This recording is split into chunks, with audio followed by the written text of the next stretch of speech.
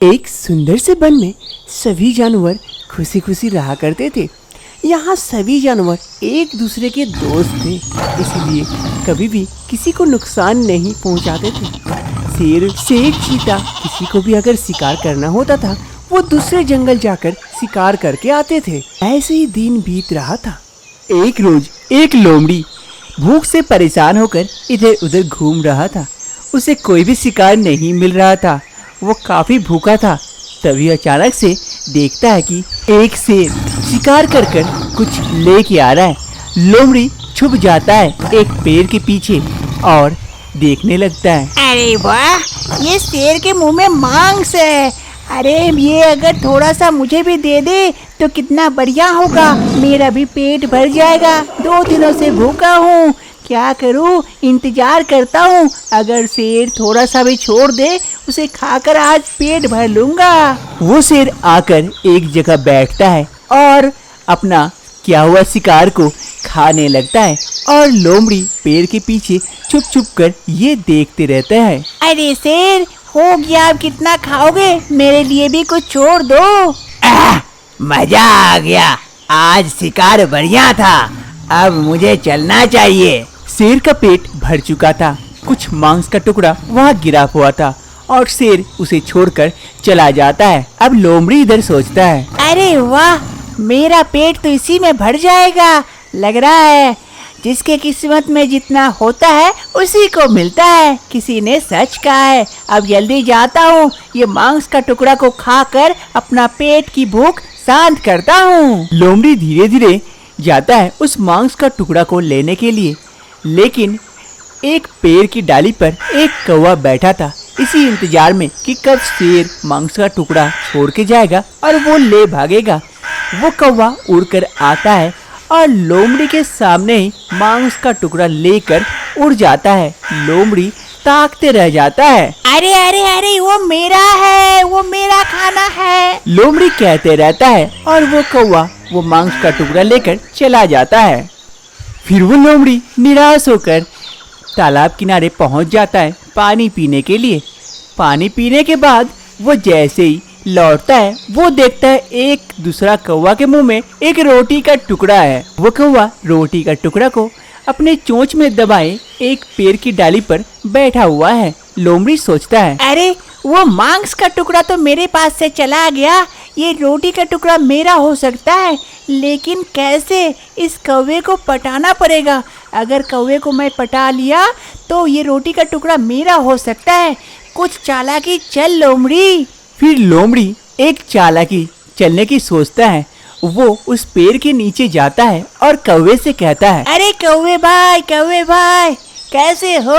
कौवा कुछ भी जवाब नहीं देता है, सिर्फ मुंह हिलाता है। अरे ऐसे काम नहीं चलेगा, कुछ और उपाय लगाना पड़ेगा। अरे कौवे भाई, तुम्हें पता है पूरे वन में चर्चा है तुम्हारी। कौवा तब भी कुछ नहीं कहता है। अरे कौवे भाई, वन में चर्चा है तुम्हारी बहुत, तुम कितना सुरीला गाते हो, सभी कोई तुम्हारे गाना सुनकर मुग्ध हो जाते हैं। एक गाना मुझे भी सुना दो। कौवा तब भी कुछ नहीं कहता है और सिर्फ अपना मुंडी हिलाता है। अरे अब इसे मैं कैसे पटाऊं, ये तो मुंह खोल ही नहीं रहा है। लोमड़ी का सारा मेहनत बेकार जा रहा था। अरे कौवे भाई, एक बात पता है, हमारे महाराज शेर महाराज जी कह रहे थे कि आपको वहाँ बुलाएंगे और अवार्ड देंगे, बड़ा सा ट्रॉफी मिलेगा आपको, क्योंकि आप इस वन के सबसे सुरीले पंछी हैं। कौवा इतनी ज्यादा तारीफ सुनकर और रह नहीं पाता है और कह उठता है, क्या सच में मिलेगा अवार्ड? कौवा जैसे ही बोलने के लिए मुंह खोलता है रोटी का टुकड़ा नीचे गिर जाता है। वो लोमड़ी दौड़ कर जाता है और उस रोटी के टुकड़े को उठाता है और वहां से लेकर चला जाता है। कौवा मुंह ताकते रह जाता है और इधर लोमड़ी को रोटी का टुकड़ा मिल जाता है। एक सुंदर से वन में सभी जानवर खुशी खुशी रहा करते थे।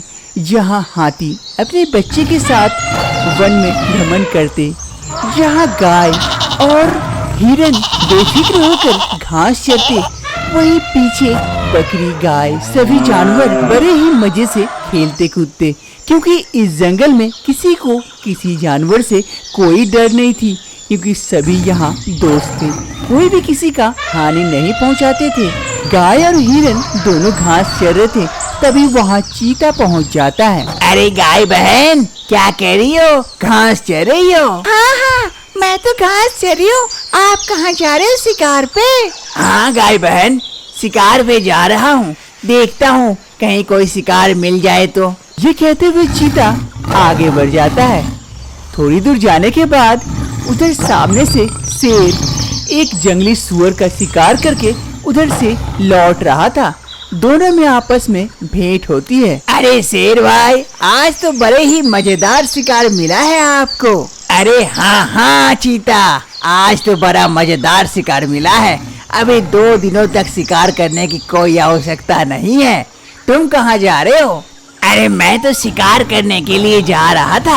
अरे तुम्हें और शिकार करने के लिए जाने की कोई आवश्यकता नहीं है। चलो हम लोग मिल बांट के खाएंगे इसी को। चीता शेर की बात मान जाता है और दोनों शेर की गुफा की तरफ चल पड़ते हैं। ऐसे ही खुशी खुशी इस वन में सबका दिन बीत रहा था। एक रोज सभी जानवर मजे से घास चर रहे थे, तो कुछ जानवर इधर उधर खेल कूद रहे थे। तभी एक बड़ा सा ईगल एक पेड़ की डाली पर बैठा सोच रहा था। अरे कुछ दिनों से खाने के लिए कुछ नहीं मिल रहा है, क्या करूं? अरे सामने जानवर के बच्चे खेल रहे हैं, क्या मैं इसे उठाकर ले जाऊं?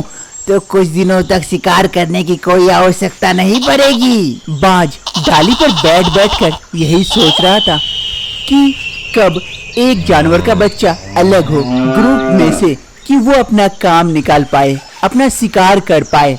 तभी कुछ ही समय में एक बच्चा खेलते खेलते झुंड में से दूर चला जाता है। तभी बाज अपना शिकार करने का तय करता है। एक लंबी उड़ान भरता है और जाकर बकरी के बच्चे को अपनी पंजों में जकड़ लेता है और ले उड़ चला जाता है। ये देखकर दूसरा बकरी का बच्चा काफी डर जाता है और रोते रोते अपनी माँ के पास आता है और कहता है, माँ माँ, वो बड़ा सा पंछी मेरे भाई को लेके चला गया। ये सुनकर सभी जानवर डर जाते हैं कि ये कौन सा पंछी आ गया है यहाँ, जो इतने बड़े से बकरी के बच्चे को उठाकर ले भागा। फिर सभी जानवर वहाँ से चले जाते हैं। एक रोज सभी जानवर घास चरने के लिए आए हुए थे।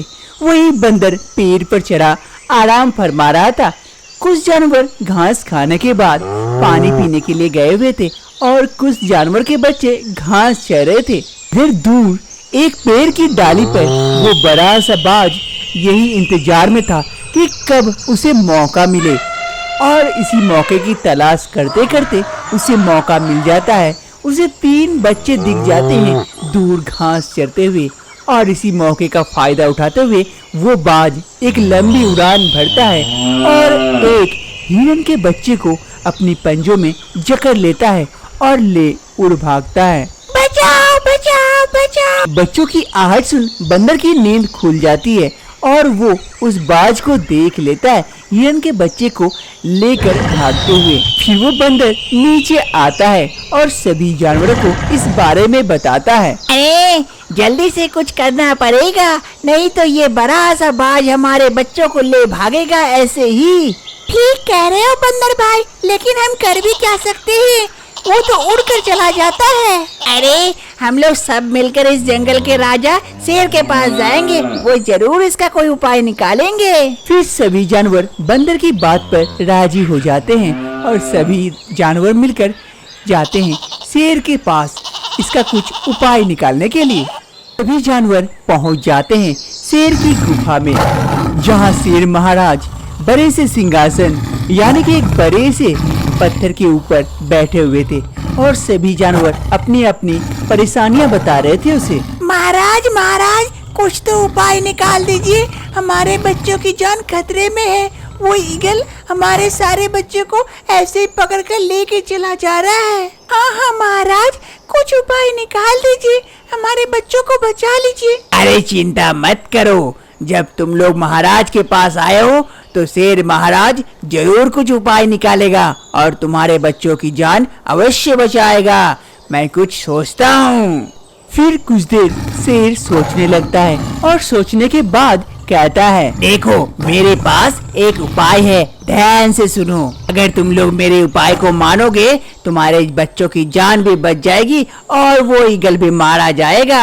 हाँ महाराज, बताइए क्या उपाय है। फिर शेर महाराज अपने उपाय सभी जानवरों को बताते हैं। ठीक है महाराज, ये बहुत अच्छा उपाय है। कल हम इसी उपाय पर काम करेंगे।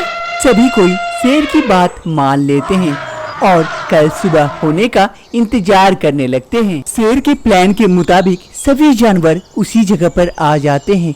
घास चरने के लिए बच्चे खेल रहे होते हैं। इसी मौके का फायदा उठाकर वो बाज भी आ जाता है, हर रोज की भांति शिकार करने के लिए, और ताक में रहता है कि कब जानवर के बच्चे अकेले हो जाए और वो अपना शिकार कर पाए। शेर के प्लान के मुताबिक सभी जानवर के बच्चे वहां से चले आते हैं, एक बच्चे के सिवाय। एक बच्चा वह अकेला खेल रहा था।